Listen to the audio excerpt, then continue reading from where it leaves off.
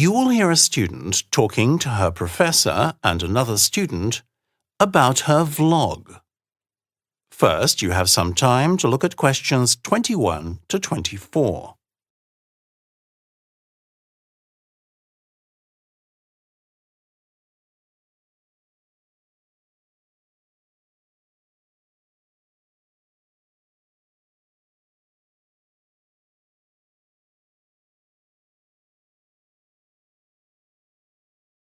Listen carefully to the first part of the discussion and answer questions 21 to 24.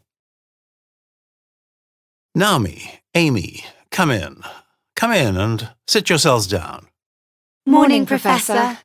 Morning, both. Are you here about your essays?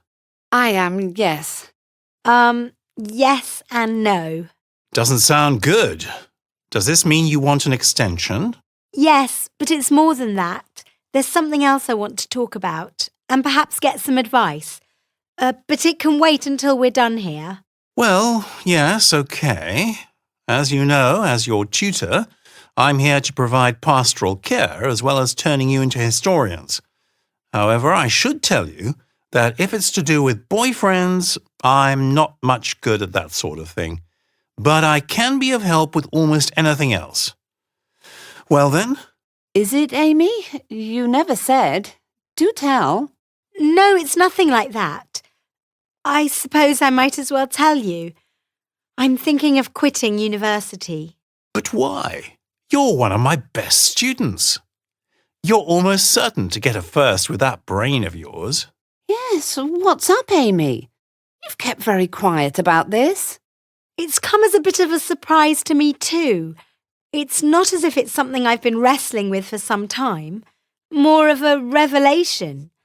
You may or may not know that I've been blogging for some time now, on almost anything that took my interest, and I picked up quite a following, so I decided to go one step further and start a vlog, and recently I reached the magic number of 10,000 followers, which is when people start wanting you to advertise their products on your site.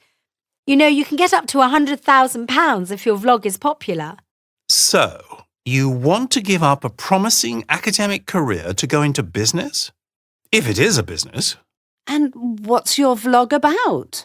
All these questions. Starting my own business wasn't my thinking at all. I just started blogging because it was a good way to get my ideas out there and have them tested against others' opinions. It was good intellectual fun, and it didn't take up too much of my time. Then I heard money could be made from it.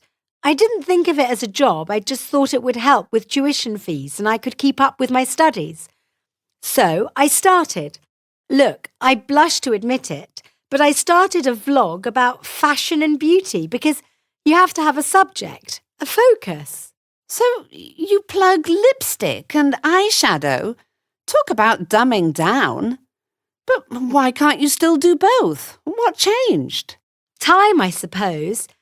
And I've become obsessed with the process of making visually stimulating and interesting vlogs. I've learnt so much about lighting, camera positions, editing and so on. I almost feel as if I could walk into a Hollywood studio and direct my own film. Let's not get carried away. Well, you know what I mean.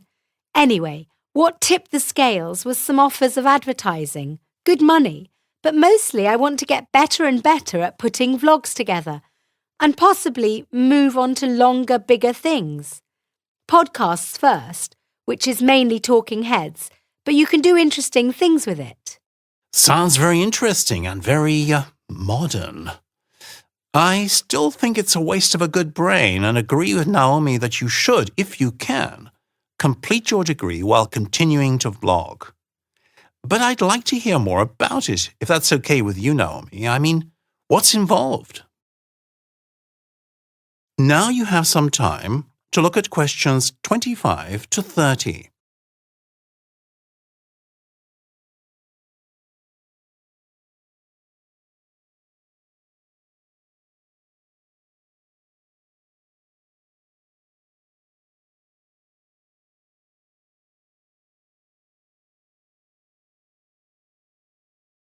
Now listen to the next part of the discussion and answer questions 25 to 30.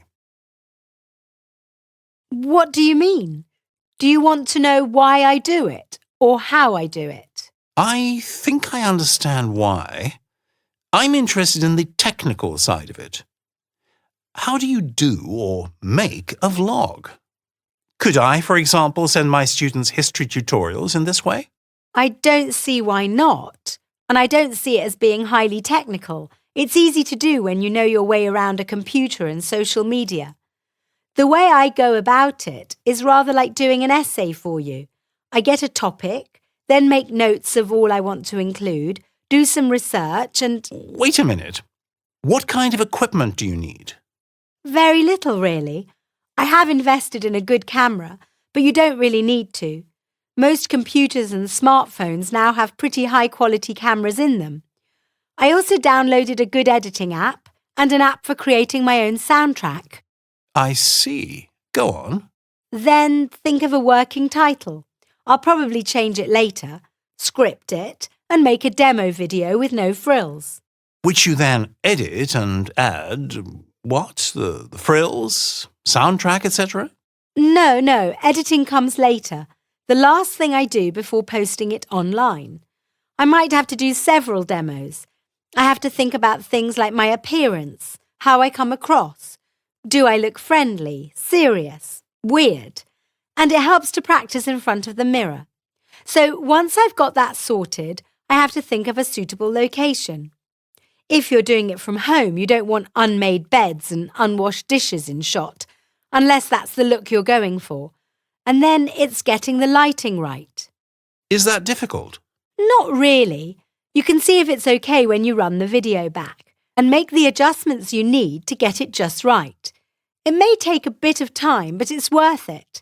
And now I'll add a soundtrack, if it's the kind of video that needs one. And the titles and credits and so on.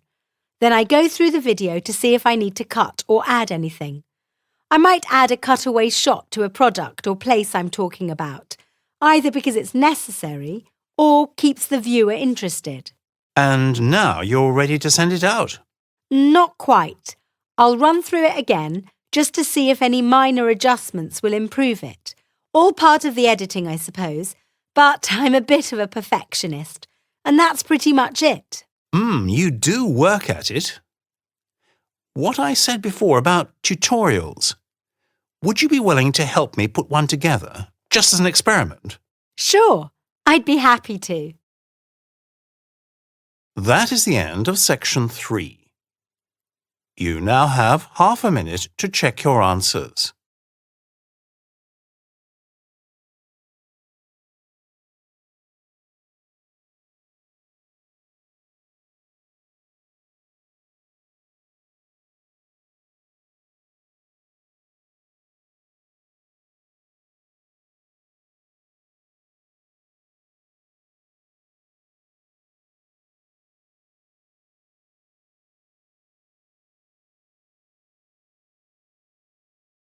Now turn to section 4.